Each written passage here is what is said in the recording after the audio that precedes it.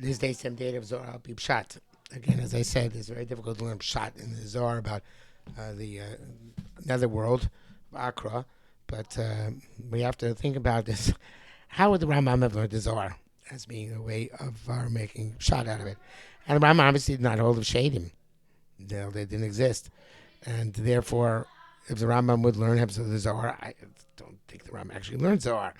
But the Rambam learned the Zohar, and the other Mukubalim who mentioned Shadim, obviously learned the Moshe Mashal. So ever we too are going to learn it as best as we can as a Mishalim throughout our learning of Zohar Kodesh. So we said we're on Daf Testament base.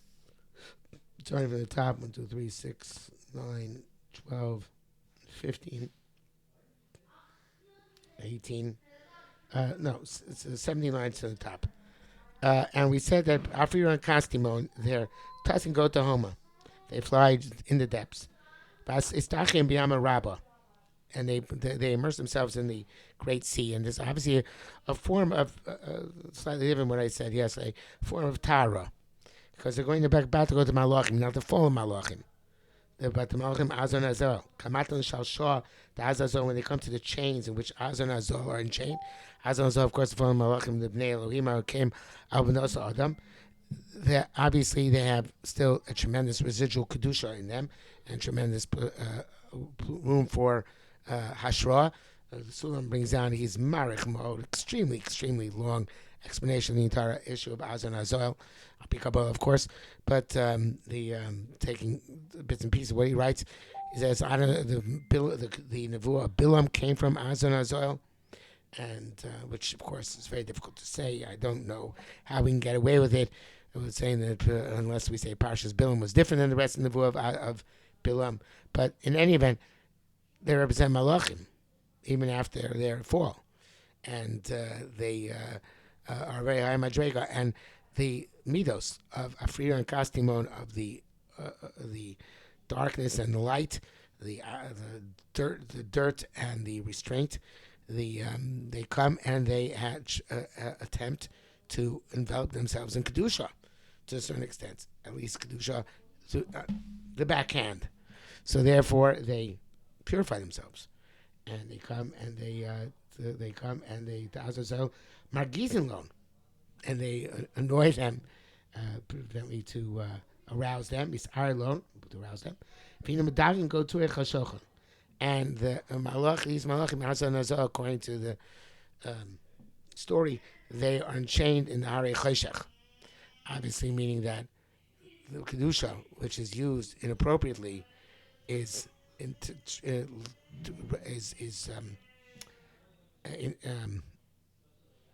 what I'm looking for, is imprisoned in choshech, in darkness.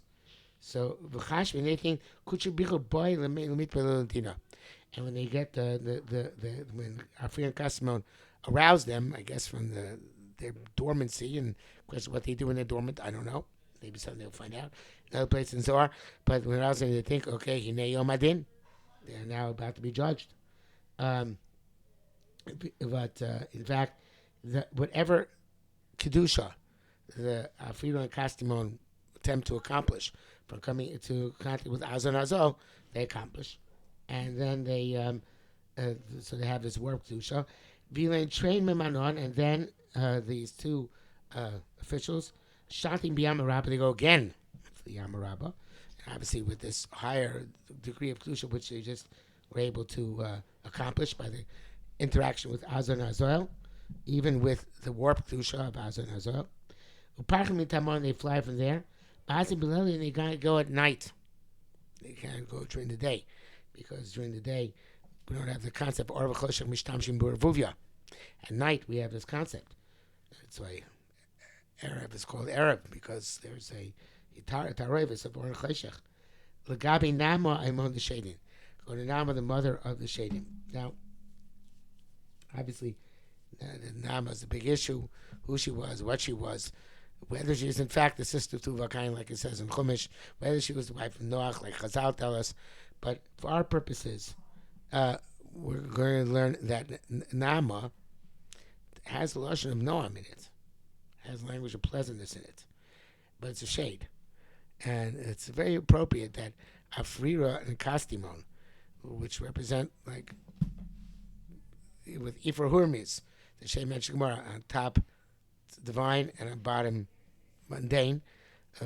So the idea is that there is a pleasantness in the shade, which is mixed in with the impurity of this world, and like because the Mukbalim say they're half angelic, half human. So there's this idea that Afrira and Kastimon, this light and darkness, in a distorted way, bond with Nama, with this shade, which is partially human and partially angelic. And the Sulam says she was the most beautiful of all women, and that the Chet on Rishon, whatever it did to Adam, it didn't damage the beauty of women because women were not actively involved in whatever acts of depravity might have occurred with the Nachash or whatever else case may be.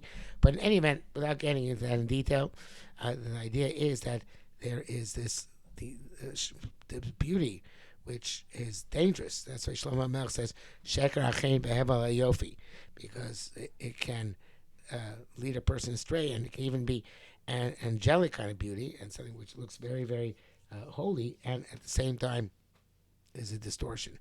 So therefore, the mother of the Shadim does have a name of Nama, of Neimus, the To Abbasroel, Dachlin Kadmoin, and because it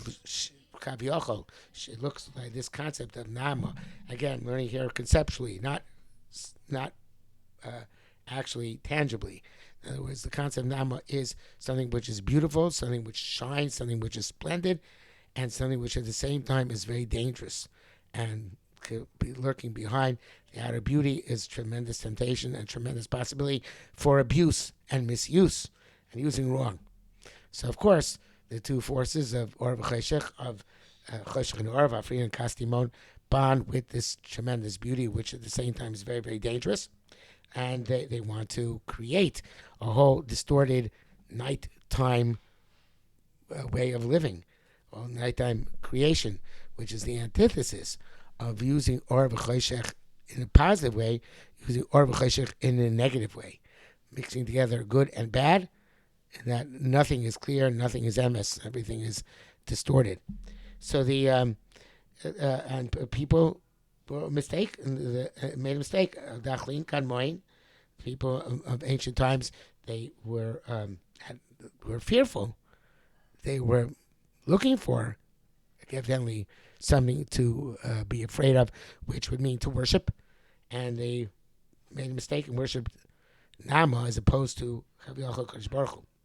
And Afrira and Kastimon want to come close to her. She skips 60,000 parsos away. So that would be a symbolic measure. Instead,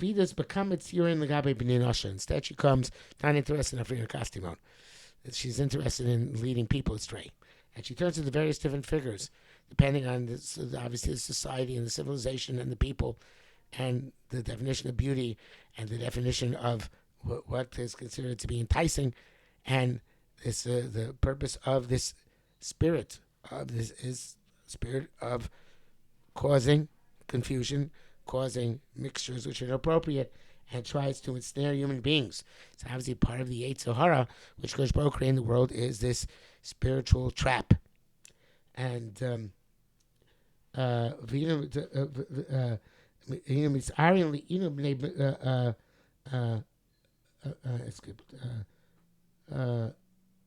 begin the Yakim B'nei Moshe Pasway. So these two guys, Afrira and Kastimon, Parchin Mishat Etan, they go throughout the world trying to achieve their ends. They come back to their place. These Aronly B'nei Boni, the kind, and they come back to the children of Cain. But it's getting close to 10 minutes, so we'll come back to what they do when they get back tomorrow.